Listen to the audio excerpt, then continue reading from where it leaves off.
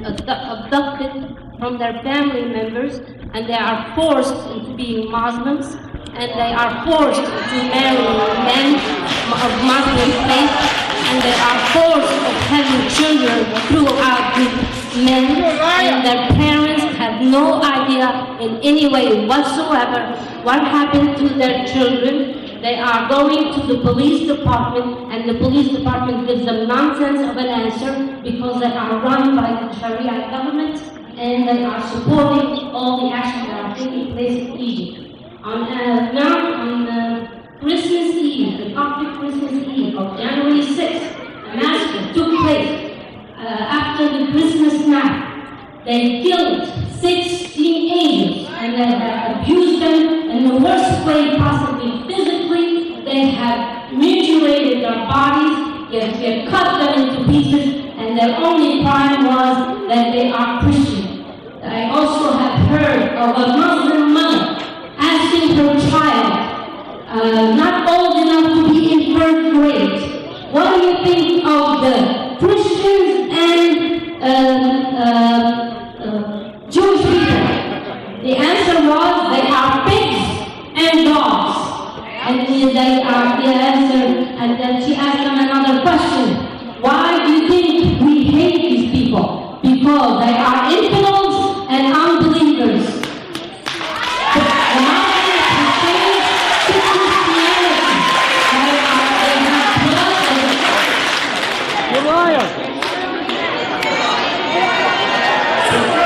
So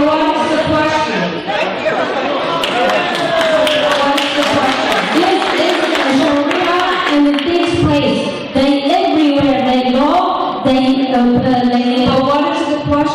The question is why you are forcing people into Islam when they don't want to be Muslims. Why are you kidnapping the young girls from their families, and you are molesting them and raping them and having their parents look for them? We can hear you. We don't have that.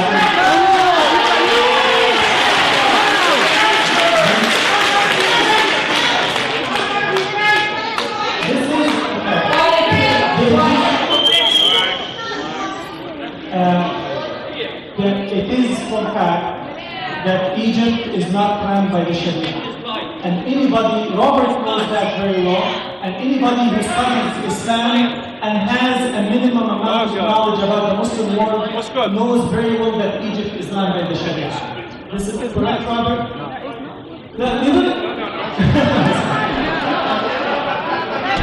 That's okay. This is for the Sharia. And by the way, we don't have any intention to apply Sharia in the US. Answering your question. It is not the agenda of mass, nor any Islamic organization to apply Sharia in the United States. Okay, we're going to move to the next question.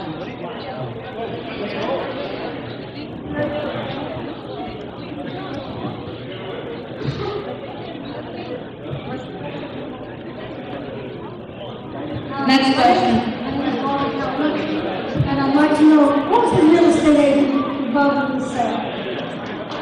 ERA Master. I didn't get an answer. ERA Master. ERA Master. Lally.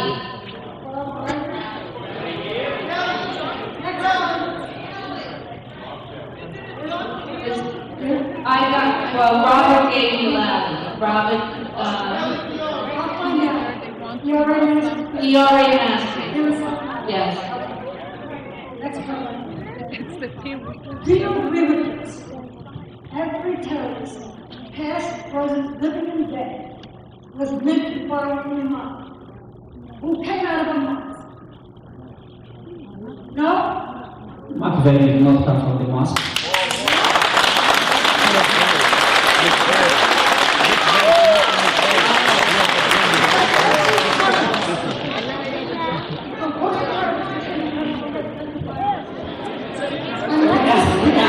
That's our answer. What is it? No.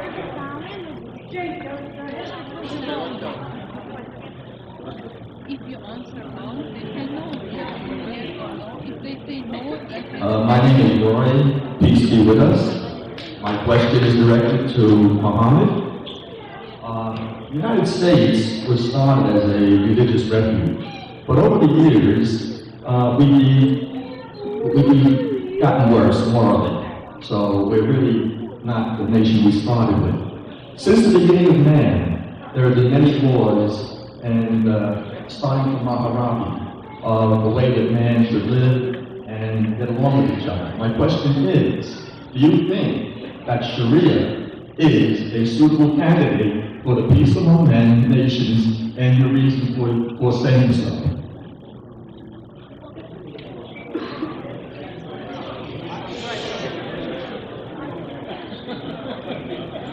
No. I want you to answer it. Repeat the question, sir. Yes, I can. Yes, please. All right. From the beginning of America, we were a haven for religious freedom. Yes. Over the years, America has fallen morally.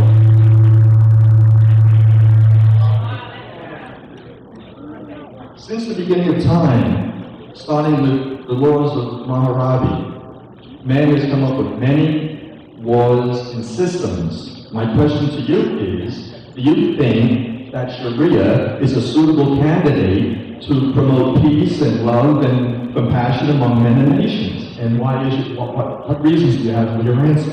Okay. I do believe the Islamic law, the Sharia law, promote peace between the nations. It is the verse in the Quran said that God will not never or encourage you to hate one another. That's absolutely true. The message of Islam is the message of peace. The message of Islam, the Islam itself care about animals and dogs. The Islam care about animals and dogs. There is a tradition. One of the tradition of Prophet Muhammad and peace be upon him, that he is not a believer who sleeps with a full stomach and his neighbor with empty stomach. That's the way it is. So my answer to your question is Sharia promote peace, Sharia promote cooperation, Sharia promote collaboration between people. That's my answer. I appreciate the answer very much. I'd like to ask you just one follow-up question. Please. In the logo of your Muslim American society, you have a Quran and you have crossed swords. What is the meaning of the crossed swords? There is nothing there. Sir, the symbol of mass is the crescent and the United States of America. I know, but I didn't have. What is the significance of the crossed swords? There is nothing in mass symbol, sir. There is nothing in mass symbol. I'll show you the text.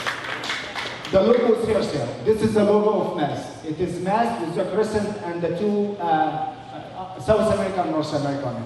So, if you had a choice between man having, government of democracy or Republican, You're on your third question. would you choose Sharia law over man's will? Democracy is part of the Sharia law. Would you? Yes, sir. Yes, sir. Okay. Thank you.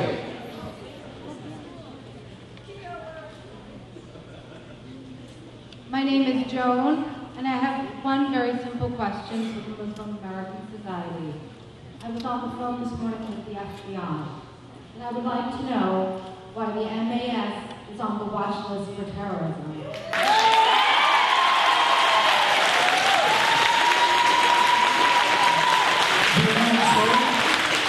The answer is no.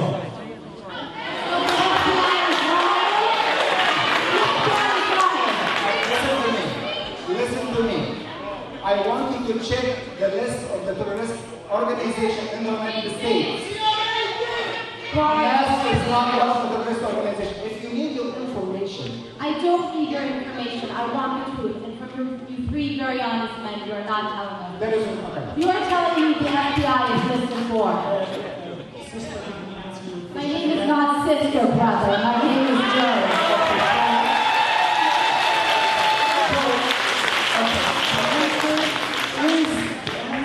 The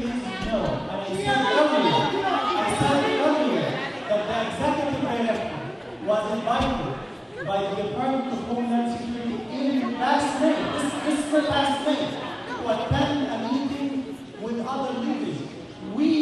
Everybody in this country is innocent, I believe, until proven guilty.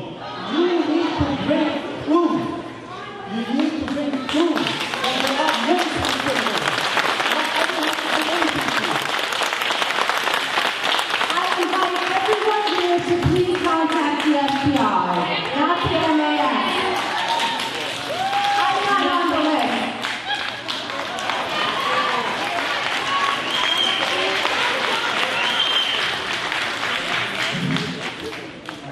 My name is you mentioned that African Union was dubbed the last country. Could you give me numbers? How many double tell me numbers? Because 10 people become 40 pounds, million people become 2 million nothing. So could you give me numbers? Okay, sir. I cannot give you the exact number, but I'll tell you what it is. I'll tell you what it is. I came to Staten Island in June 1998. I was one of the founders of the mosque in 3075 Richmond Terrace. We started there, Friday prayer attended by 40 people. Right now, 1,500 attend the Friday prayer in Staten Island.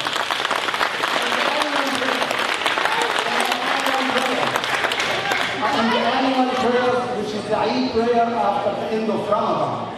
The 5 mosques in Staten Island, they have, instead of scheduling one prayer, they schedule 3 prayers, 9, 10, 11 o'clock to accommodate the people in the community. I don't have an exact number as I said, but this is a sign to give you how much the Muslim community is growing in Staten Island. Thank you.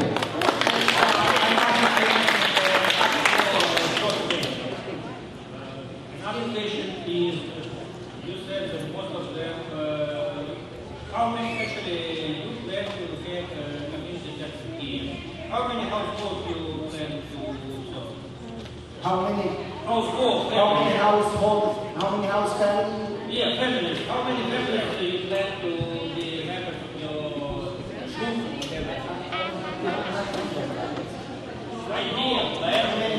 The building only. How many people will be attending that place? It's based on the number which is certified by the Department of Building. If the occupancy of the building 100 people will attend. If it's 150, it's 150. Whatever the capacity of the place is, that we abided by the policy and rules of the state. What's your question? Okay, we have to move on. I asked if how many Muslim families gonna be served in this area instead of northern area. That was the question. How many families you mean in Midland Beach and South Beach? Yes. Hundreds, I would say thousands. I would say thousands. I can please raise your hand who lives in South Beach. Thank you. You answered my question. Good evening, my name is Donna Fagan. I will not talk about religion because that's not my question. I don't even live in this neighborhood. I happen to live in Grasmere. What I want to talk about is the saturation in residential neighborhoods of buildings that are grandfathered into the building code and are saturated residential areas with parking, no parking, people, litter.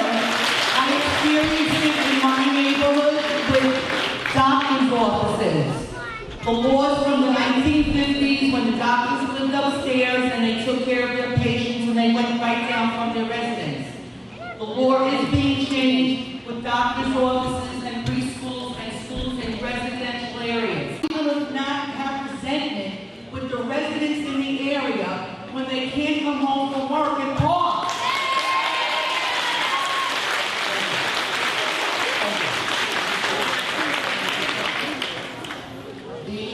The place, the most crowded time from the place will be only on Friday prayer. And 2 blocks we have a Midland Beach parking area. 6 blocks we do that. You know the Staten Island mentality. We all want to park close to where we're going.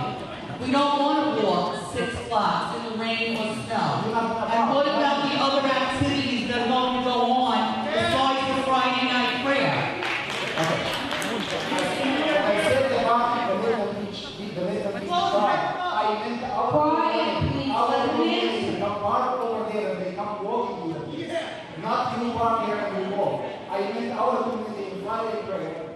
can park by the beach, and they can walk, or we can provide them with a shop who can transfer them. I understand what you're saying, but again, it's the old scenario of, taking 10 pounds of bologna in a 5-pound bag. It's not going to work, it's not going to fit. That building was knocked down, or any footprint of that building is changed, then the parking zoning goes in, and Mr. Engler can, certify that. That means that if that building is knocked down, or the footprint of that building is changed in any way, the new zoning takes place, which means that one parking has to be put in for 10 people, each of 10 people.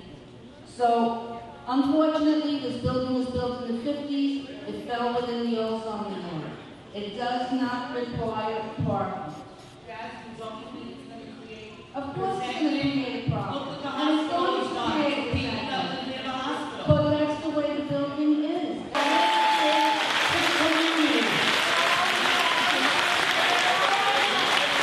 They're not